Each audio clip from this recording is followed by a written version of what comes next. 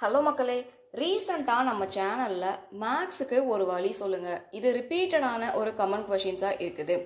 மேக்ஸை பொறுத்த வரைக்கும் இப்போ தான் நீங்கள் ஃபர்ஸ்ட் டைம் வந்து மேக்ஸ் ஒர்க் அவுட் பண்ண ஸ்டார்ட் பண்ணுறீங்கன்னா கண்டிப்பாக மேக்ஸ் வந்து வராது அப்படிங்கிற மைண்ட் செட்டில் நீங்கள் இருப்பீங்க. உங்களில் பல பேர், இந்த வீடியோ பார்க்குற பல பேர் வந்து மேக்ஸ்னால எனக்கு வராது அப்படிங்கிற மைண்ட் செட்டில் இருப்பீங்க. ஃபஸ்ட்டு அந்த ஒரு மைண்ட் செட்டை நீங்கள் மாற்றணும். ஏன்னா நானும் முன்னாடி அப்படி தான் இருந்தேன். இந்த மைண்ட் செட்டை மாற்றி எனக்கும் மேக்ஸ் வரும், கொஞ்சம் டைம் போட்டு பண்ணால் கண்டிப்பாக வரும் அப்படின்னு சொல்லிட்டு எப்போ நீங்கள் பாசிட்டிவாக திங்க் பண்ண ஸ்டார்ட் பண்ணுறீங்களோ அப்போ தான் ரொம்ப கஷ்டமாக இருக்க சமயம் உங்களால் ஈஸியாக போட முடியும். ஃபஸ்ட்டு நீங்கள் சேஞ்ச் பண்ண வேண்டியது உங்கள் மைண்ட் செட்.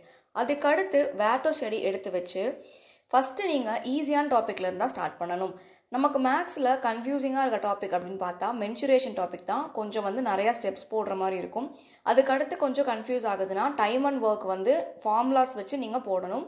இந்த மாதிரி இருக்க டாப்பிக்லாம் நீங்கள் வந்து லேட்டராக தான் பண்ணணும். ஃபஸ்ட்டு உங்களுக்கு ஈஸியாக இருக்கிற டாபிக் எல்சிஎம், ஹெச்சிசிஎஃப், சிம்பிளிஃபிகேஷனில் ரொம்ப சிம்பிளாக இருக்க டாபிக்ஸ் இருக்கும். இந்த மாதிரி டாபிக்ஸ், சிம்பிளாக இருக்க டாபிக்ஸ் தான் நீங்கள் ஃபஸ்ட்டு ப்ராக்டிஸ் பண்ணணும். ஏன் சிம்பிளாக இருக்கிறத ஃபஸ்ட்டு பண்ண சொல்கிறேன் அப்படின்னு பார்த்தீங்கன்னா அப்போ தான் கான்ஃபிடென்ஸ் பில்ட் ஆகும். மேக்ஸே வராது அப்படின்னு நினைக்கிறவங்க சிம்பிளாக இருக்க டாப்பிக்கை பண்ணும்போது ஈஸியாக நீங்கள் அதுக்கு ஆன்சர் கொண்டு வருவீங்க. அப்போ உங்களுக்கே தெரியாமல் ஓகே நமக்கு வந்து மேக்ஸ்னால் இனிமேல் கவலை இல்லை, கண்டிப்பாக போட்டுடலாம் அப்படிங்கிற கான்ஃபிடென்ஸ் வரும். அதுக்கு அடுத்து தான் நீங்கள் லெவல் 2, லெவல் 3ன்னு கொஞ்சம் கொஞ்சமாக உங்களுடைய ஸ்டாண்டர்ட் ஆஃப் கொஷின்ஸை அதிகம் பண்ணணும் அண்ட் கஸ்டமர் கொஷின்ஸை ஒர்க் அவுட் பண்ண ஸ்டார்ட் பண்ணணும். ஃபஸ்ட்டு மேக்ஸுக்கு நீங்கள் பேசிக் ஃபார்முலா என்ன அப்படிங்கிறத கற்றுக்கணும். மேக்ஸில் நிறையா பேத்துக்கு இருக்கிற குழப்பமே ஷார்ட்கட் படித்தா போதுமா, ஷார்ட்கட் தெரிஞ்சுக்கிட்டால் போதுமா, எவ்வளோ ஷார்ட்கட் மனப்பாடம் பண்ண முடியும் சொல்லுங்கள். ஏற்கனவே நம்ம ஜிஎஸ்க்கு நிறையா ஷார்ட்கட் வந்து இயருக்கு மனப்பாடம் பண்ணி வச்சுருப்போம். மேக்ஸுக்கும் நிறைய ஷார்ட்கட் நம்ம மனப்பாடம் பண்ணோம் அப்படின்னா எக்ஸாம் ஹாலில் எதுவுமே நமக்கு ஞாபகத்தில் வராது. இதை நீங்கள் வீட்டிலையே டெஸ்ட் பண்ணி பார்க்கலாம். சும்மா நீங்கள் ஷார்ட்கட் மட்டும் மேக்ஸுக்கு மனப்பாடம் பண்ணிவிட்டு ஏதாச்சும் ஒரு ஃப்ரீ டெஸ்ட்டை போட்டு பாருங்கள், உங்களுக்கு அது அப்ளை ஆகுதான்னு சொல்லிட்டு. ஆனால் ஷார்ட்கட்டை படித்த உடனேயே போய் டெஸ்ட் போடக்கூடாது. ஏன்னா நம்ம மைண்ட் செட் வந்து என்ன படிச்சிருக்கோமோ அதை அப்ளை பண்ணால் உடனே நமக்கு ஞாபகம் வந்துடும். அப்படி பண்ணாமல் உண்மையான எக்ஸாமுக்கு நம்ம படித்து முடிச்சுட்டு கொஞ்சம் நாள் கழித்து போய் தானே எழுதுவோம். அந்த மாதிரி ஷார்ட்கட்டை ஃபஸ்ட்டு படிச்சிருங்க. நல்லா படிச்சுட்டு ஒரு 2-3 நாள் கழித்து ஒர்க் அவுட் பண்ணி பாருங்கள், உங்களுக்கு அது ஞாபகம் வருதான்னு. கண்டிப்பாக ஞாபகம் வராது.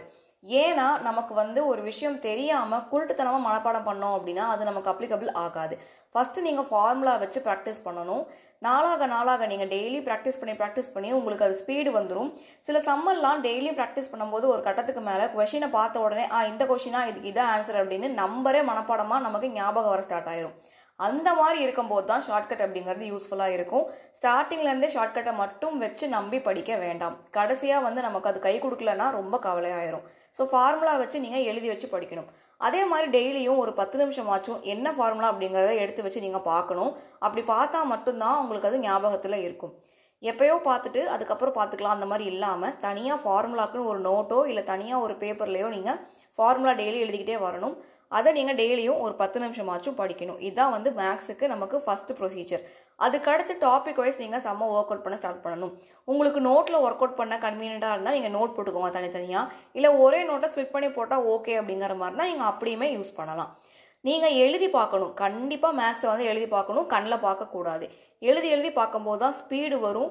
அண்ட் அதை ப்ராக்டிஸ் பண்ண தான் ஸ்பீடோடு சேர்த்து உங்களுக்கு அந்த டைமுக்குள்ளே இப்போ 25 சம் அப்படின்னா அதை வந்து 25 நிமிஷத்தில் முடிக்கிறவங்களும் இருக்காங்க, 1 மணி நேரம் சால்வ் பண்ணுறவங்களும் இருக்காங்க. அப்போ நீங்கள் டெய்லி எழுத தான் எப்படி ரொம்ப கம்மி டைமில் முடிக்கிறது அப்படிங்கிறது உங்களுக்கு ப்ராக்டிஸ் ஆகும். ஒரு நாளைக்கு குறைஞ்சது மேக்ஸ் வந்து நல்லா போடுவேன் அப்படின்னு இருக்கவங்க கூட 1 மணி நேரம் மேக்ஸ் அப்படிங்கிறத போட்டு பார்க்கணும். எனக்கு மேக்ஸே வராது, மேக்ஸை பார்த்தா பயமாக இருக்குது அப்படிங்கிறவங்க குறைஞ்சது ஒரு 2-3 மணி நேரமாச்சும் மேக்ஸ்க்கு நீங்கள் டைம் ஸ்பெண்ட் பண்ணணும். இப்படி பண்ணால் மட்டும்தான் உங்களுக்கு மேக்ஸில் ஸ்கோர் வரும். 25 கொஷின்ஸ் அப்படிங்கிறது கண்டிப்பாக காமெடி கிடையாது. தமிழை மட்டும் நம்பி இல்லாமல் தமிழும் மேக்ஸும் 125க்கு 120க்கு மேலே வாங்கினா மட்டும்தான் ஜிஎஸ்ஸை நம்ம வந்து நல்லா செஞ்சு சர்வீஸ் அப்படிங்கிறத வாங்க முடியும். ஜிஎஸ்ல 55லேருந்து 60 கேள்விகள் நல்லா போட்டால் மட்டும்தான் குரூப் 4 சர்வீஸ் நமக்கு வாங்க முடியும். அதுக்கு மேக்ஸும் தமிழும் 125க்கு 120க்கு மேலே டார்கெட் வச்சு பண்ணணும். அப்போ 120க்கு மேலே அப்படிங்கும்போது மேக்ஸை பார்த்துக்கோங்க, விட்டுறக்கூடாது. டெய்லி ஒர்க் அவுட் பண்ணி கரெக்டாக போடணும். இந்த வீடியோ உங்களுக்கு யூஸ்ஃபுல்லாக இருந்தால் ஃப்ரெண்ட்ஸ் அண்ட் ஃபேமிலிக்கு ஷேர் பண்ணிக்கோங்க. நீங்கள் ஏன் நம்ம சேனலை சப்ஸ்கிரைப் பண்ணாமல் இருந்தால் சப்ஸ்கிரைப் பண்ணிக்கோங்க. Telegram, Instagram, WhatsApp, Facebook link எல்லாமே டிஸ்கிரிப்ஷனில் கொடுத்துருக்கோம், கிளிக் பண்ணி ஜாயின் பண்ணிக்கோங்க. இந்த மாதிரி யூஸ்ஃபுல்லான வீடியோஸ் பார்க்குறதுக்கு மை ஸ்டடி டிப்ஸ் பிளேலிஸ்ட்டை விசிட் பண்ணி பாருங்கள். தேங்க்யூ. இப்போ தான் நம்ம சேனலில் ஃபர்ஸ்ட் டைம் பார்க்குறீங்கன்னா உங்களுக்காக ஸ்பெஷல் 2 அனௌன்ஸ்மெண்ட் இருக்குது, அதையும் நீங்கள் ஃபுல்லாக பாருங்கள். 2 பெய்டு பேட்ச் கொடுத்துருக்கோம். 2மே ரொம்ப இம்பார்ட்டண்ட்டான பெய்டு பேட்ச். உங்களுக்கு ரொம்பவே யூஸ்ஃபுல்லாக இருக்க போகுது. ஃபுல்லாக பாருங்கள்.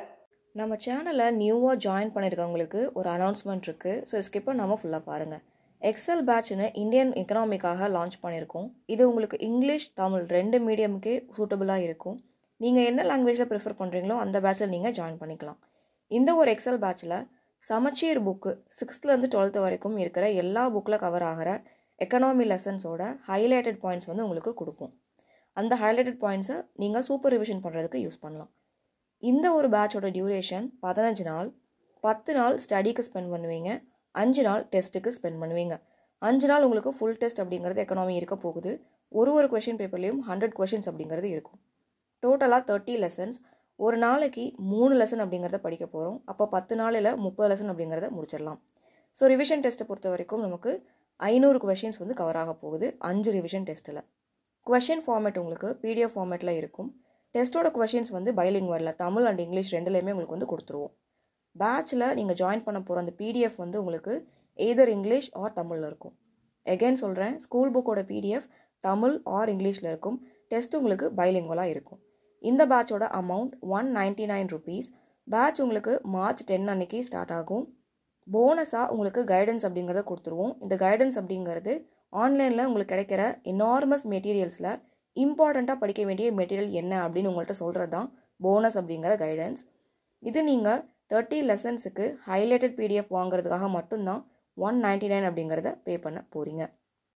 இது ஒரு செப்பரேட் பேட்ச் அப்படிங்கிறனால March 10 அன்னைக்கு நீங்கள் அவைலபிளாக இல்லைனாலுமே, மார்ச்சில் ஜாயின் பண்ணாமல் ஏப்ரல் மே ஜூன் எப்போ ஜாயின் பண்ணாலுமே எக்கனாமி பொறுத்த வரைக்கும் இதே 30 லெசன்ஸ் தான்.